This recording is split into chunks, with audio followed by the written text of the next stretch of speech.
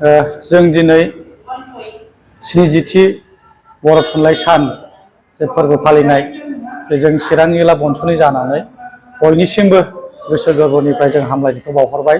साफ्रोमबो बर' फिसाफोरनिसिम जे दिनैनि बर' थुनलाइ सानखौ गोसो गोरबो फालिनाय बा फालिगासिनो दङ, जों बेखौ जों गोजोननायजों लोगोसे जों साबायखर बावहरदों। दिनैनि बे जोंनि बे गोथार सानाव बयबो गोसो खुसियै गोसो गोरबोजों जायखौ फालिबाय थादों बा फालिनांगौ, बेखौ जों चिरां जिल्ला बनस'नि जानानै बयखौबो खावलायगोन। जे दिनै 70थि जे बर' थुनलाइ सान बा बड' साहित्य सभा जायखौ जों मिथियो, बेखौ जों सारा बुहुमनाङैनो बा जोङो BTC नाङैनो जों बेखौ फालिदों। आरो फालिनायखौ जोङो गोसो गोरबोजों मोजां मोननानै साफ्रोमबो बर' फिसाफ्रा जाहाथे बेखौ फालिबावो। खालि बे BTCल' नङा, BTCनि अनगायै जोङो आसामावबो फालिनांगौ, सारा बुहुमनाङैबो फालिनांगौ। जिहेथु जोङो बर' थुनलाइ साना not only for Bodoland area, खालि जोंनि बड'लेण्ड एरियानि थाखायल' नङा, बे सारा अल पिपोल दा अल बड' पिपोल जाय जेराव जेराव माने गोसारनानै दङ, जेरैहाय दिनै आसामावबो गोसारना दं, बेंगलाव गोसारना दं, बांलादेशआव गोसारना दं, लाइकवाइज इण्ड'नेसियाफोरावबो दंहैयो। बेफोरबायदि गासिबो जाहाथे बुहुमनाङैनो बयबो फालियो, बेखौ जों चिरां जिल्ला बनस'नि जाना बेखौबो खावलायहरगोन। दिनैनि बे जुजिनाया जों जायखौ जे उदां अख्राङाव जे जों जुजिनो हादों, बे दिनैनि दिन नङा। बेखौ बै समनिफ्रायनो जोंनि जाय बिथांमोन, जाय दैदेनगिरि बिथांमोना सानै हयै बे बर' हारिखौ फोथांनायाव बे मोनसे बर' राव थुनलाइया मोनसे बिराद गिदिर गोहोम खोख्लैगोन बा मोनसे बिराद गिदिर रल दङ, बे हिसाबै बिथांमोना जुजिबोदों। बे जुजिबोनाय दिनै जुजिबोयै बिथांमोननि साक्सेस जानायाव जों दिनै उदां अख्राङाव अपेन स्काइआव जों बेखौ सेलेब्रेट खालामनो हादों। स' जों बेखौनो बाख्नायगोन आरो गोसो गोरबोजों साबायखर बावगोन बिथांमोननि जाय सिनियर लिडारफोर बिथांमोना जे बेखौ जुजिनानै मोनसे फ्रुटफुल रिजाल्ट होनो हाबाय। आरो बिथांमोननि नाजानाय दिनै जे जोंनि बड' लेंगुवेजआ 8 सिडिउलाव हाबदों, आरो बेखौबो जोंनि थाखाय बिराद गोजोनथाव बाथ्रा। आरो जों गोसो गोरबोजों बिथांमोनखौ जों साबायखर बावगोन। आरो बेखौ जों गोग्गानानै बुंनो हागोन दे चिरां जिल्लानि बनस'आ गोग्गाना बुंनो हायो, बिथांमोननि मावनाय आदब खायदा, बिथांमोना जे टेकनिकजों मावबोनानै बर' हारिखौ जौगाहोदों, बे हारिखौ जोङो जेब्लायबो मोजां मोनगोन, अनसायगोन। आरो बिथांखौ जों जेब्ला गोसो गोरबोजों गोसो खर' दाना बिथांमोनखौ अनसायगोन, आरो साफ्रोमबो रायजो राजा बिथांमोनखौबो अनसायगोन होननानै जों मिजिंथिदों। आच्चा, बे बर' बिजोंनि बा बर' मिडियामनि जेंना, जा बिजाबनि जेंना, बे जेंनाया दिनैसिमबो सल्भ जायाखै। बेखौ सल्भ जागोन होननानै आसा खालामो।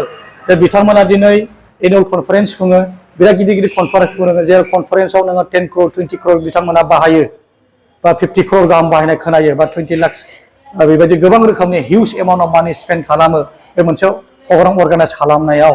दा जोंनि बे दैदेनगिरि बिथांमोननि दैदेननायाव, आंनि साननायाव बिथांमोना जुदि बे लेखानि जेंनाखौ जुदि नोङो समाधान जानांगौ होनना आं सानो। मारै होनोब्ला मोनसे एनुवेल कनफारेन्स खुंनायाव गोबां रोखोमनि एक्सपेन्डिचार जायो। जों खोनानो मोन्दों अबेबा कनफारेन्सआव 5 crore बाहायनो, अबेबा कनफारेन्सआव 10 crore बाहायनो। आं खावलायगोन चिरां जिल्ला बनस'नि जानानै बिथांमोना जुदि अबेबा बाजेट जुदि बानायदोंब्ला, अबेबा एनुवेल कनफारेन्स खुंनायाव जुदि 10 crore गाहाम जुदि बाजेट बानायदोंब्ला, आं बेखौ खावलायगोन बिथांमोना 10 lakhs बुक्सआव इनभेस्ट खालाम, 10 lakhs लेखा साफायनायाव, बा बेखौ बोसोरै नोङो साफायनानै बे जाय मोननो हायै बा बिथांमोना जाय बायनो हायै गरिब गुन्द्रा स्टुडेन्टफोर दङ, बिथांमोना राननानै हो। बेबायदि एफा एफा सानफा एफा बोसोराव रानना होबाय थायोब्लानो बिथांमोननि बे लेखानि बिजाब बा बिजाब साफायनाय जेंनाया आं जोबगोन होननानै सानो। मानो होनोब्ला गभर्नमेन्टनि आसाय थाबाय थायोब्ला जों बेखौ हयथ' जों बेकवार्ड जागोन। आरो जों गभर्नमेन्टनि आसायजों थाबाय थाना किसुमान जों भलुन्टियारि जिखौ खामानि मावनो ओंखारदों, जेब्ला बेखौ जों मावनायानो गाहाम। आरो जों लिडारफोरखौ स्ट्रंलि खामानिखौ मावनांगौ होननानै आङो सानो।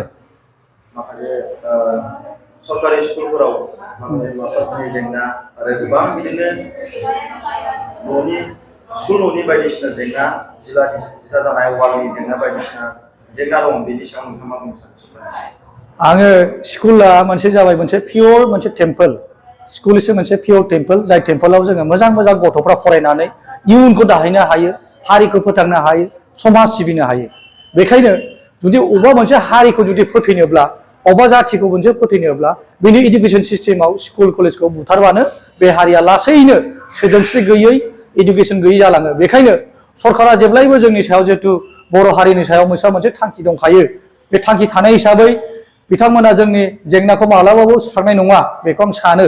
बेखायनो आं खावलायगोन जोंनि लिडारफोरखौ जिखिनि जोंहा गावखुंथाय मोनसे गोहो मोननो हादों 6 शिडिउलनि गेजेराव बे 6 शिडिउलनि गेजेरजों मोनसे गावखुंथाय गोहो मोननायजों लोगोसे जों जोंनि अबस्थाखौ जों सोदांनांगोन जोंनि गेजेराव दिनै जोङो टिचारफोरनि प्रब्लेम दङ स्टुडेन्टफोरनि प्रब्लेम दङ आरो बावैसो थांनायनि गेजेराव जों खोनानो मोननाय बायदिब्ला गोबां स्कुलानो बन्द जागोन बेखौ जों बेजों दुखुनांथाव बेबायदि स्कुल बन्द जाबाय थायोब्ला जोंनि थाखायनो खूब गाहाम खारन एमप्लयमेन्ट जेनेरेशना मोनसे प्रब्लेम जागोन जोंनि थाखाय जाय गोरों गोरों गथ'फ्रा दिनै एमप्लयमेन्ट मोननांगौमोन टेट पास जाना दङमोन नाथाय बिथांमोनखौ दिनैसो एपइन्टमेन्ट होनो हायाखै दा बेखौबो जोंहा मोनसे दुखु दङ टेट पास जानाय साफ्रोमबो जोंनि फरायसा स्टुडेन्टफोरखौ साख्रि होनो हायोबा मोजां जाहाथे बे स्कुलफ्रा बन्द जाया बेजों लोगोसे जोंहा गोबां जेंना दङ जाय जेंनाखौ जों बुङो अबेबा स्कुलावनो 15 जन गाहामल स्टुडेन्ट दङ अबेबा स्कुलाव 10 जन गाहामल स्टुडेन्ट दङ अबेबा स्कुलाव 30 जन गाहामल स्टुडेन्ट दङ बे जेंनायाबो जोंनि थाखाय मोनसे बिराद मोनसे गिख्रंथाव लाबोदों जायनि बेफोरबायदि समस्या थानायखायनो दिनै आसाम सरकारा सानफा एफा जिहेतु जोंखौ खाबु लाबाय थाखायो बे खाबु लानायजों गेजेरजों जोंखौ नाख्रेबनो थाखाय बोलो होगासिनो दङ